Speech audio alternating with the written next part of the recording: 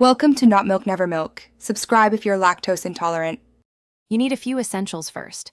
Update both devices and charge the watch above 30%. Open health and enable sleep so your watch can record. Once done, put the watch on snugly and confirm wrist detection and sleep focus are on. Now set or confirm your sleep schedule in the Health app so data has a baseline. You're starting the process immediately. These steps ensure accurate sensing and automatic tracking without extra taps when you go to bed. Next, configure how the watch tracks you. In Health, set a sleep schedule and a realistic sleep goal so trends are meaningful.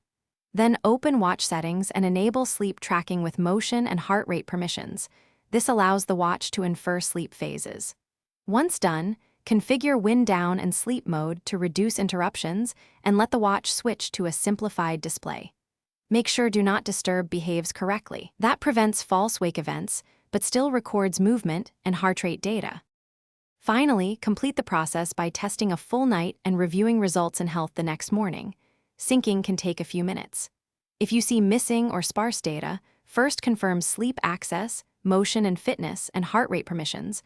Also verify battery level and a snug fit. If problems persist, restart both devices and re-enable sleep permissions.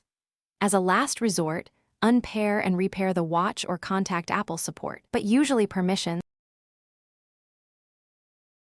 Thanks for watching. If this was helpful, leave a like and consider subscribing. See you next time.